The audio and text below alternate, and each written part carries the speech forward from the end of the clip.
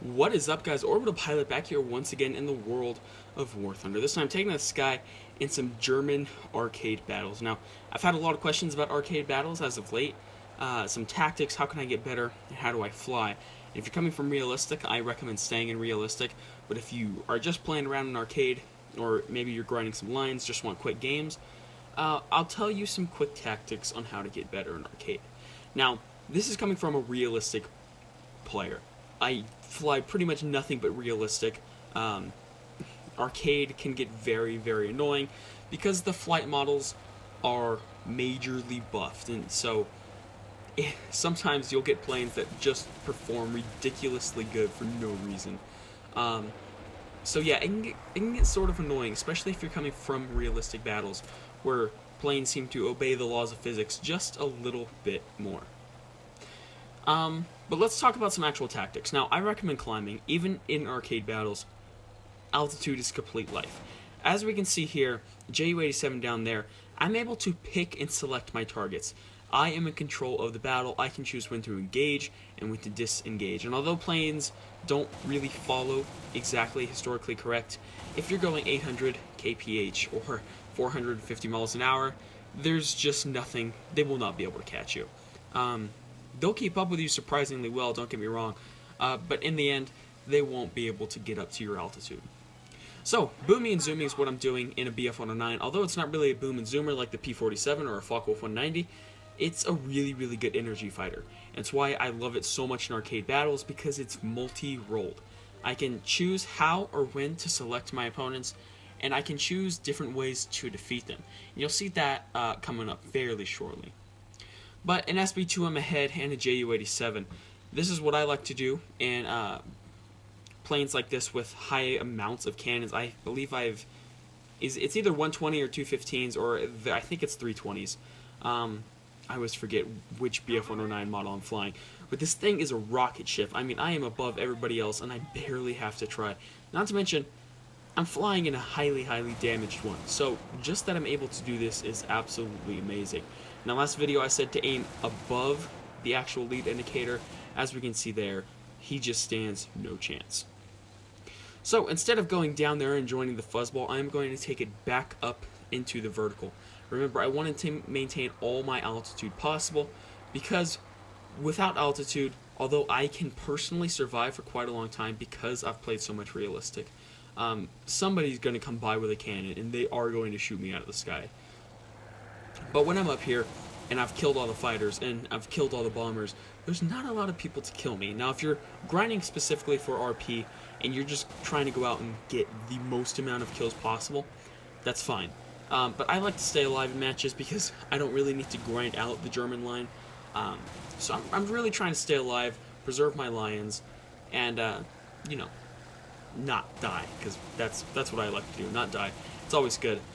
But the B-25 somehow gets no shots on this BF-109. Just is, it does not care about the B-25's machine guns, which is cool. You know, I always like that. It's kind of like the P-47 a couple videos ago. And right here, I'm just wasting ammunition, just trying to get extra hits on. Remember that you can actually kind of, if you get more hits in a row, the points do add up fairly quickly. Now right here, I am jumping out of the plane. I know that may seem ridiculous. I could have gone and probably got 2, 3, 4 more kills. Probably stayed in the plane the whole game. But I do want to show footage of something else. And this is kind of where I make my mistake. I should have hopped in a BF-109. Personally, I don't think the Focke-Wulf 190s are as good in arcade as the 109s. The 109s are very, very multi-rolled, and these don't climb as well. And that's my favorite tactic in arcade battles. Stay above everyone else, select and choose your targets, and go after them. Now, you do have to be careful in booming and zooming in arcade, because planes, like I said, don't really follow the complete laws of physics. Some of them, but not all of them. And their energy retention in arcade is much, much, much better than they are in realistic. I cannot tell you the amount of times I died trying to get footage for arcade because I went straight up into a vertical or into the 40 or 50 degree climb, and somehow a yak caught me when I was traveling 300 to 400 kph or 150 or so miles an hour faster than him. So, yeah, just keep that in mind. You will not be able to outrun people as well as you can in realistic. Now, talking about going into the fuzzball, here we go. Try to put some shots on the Typhoon. He sadly enough gets taken out. The Focke-Wulf 190s are okay. They're not my favorite until you get to the Doras, where they have centralized cannons, and then they're probably one of the best planes in the game. They are, however, full of guns, but I would personally choose maneuverability and multi-rollness instead of a bunch of firepower, which is kind of what you're seeing here. For instance, P400 following a P47, not too hard of a shot. I'm just not able to fully connect until right there, where I'm lucky enough to just shoot his pilot. However, his plane was most likely just fine. So yeah, that's kind of disappointing. And when I was talking about going up into the vertical, as we can see there, Yaks, if you're not above their spawn height, they're going to be able to catch you, no matter how fast you're going, unless you're in something insanely good energy retention, like a 109. Sometimes you will be able to outrun them. Now, I go heads up with a P39 right there. Kind of my mistake. I probably shouldn't have done that. However, I do get the kill, but he also gets the kill on me. It's worthy trade. I was not impressed with the 109 too much.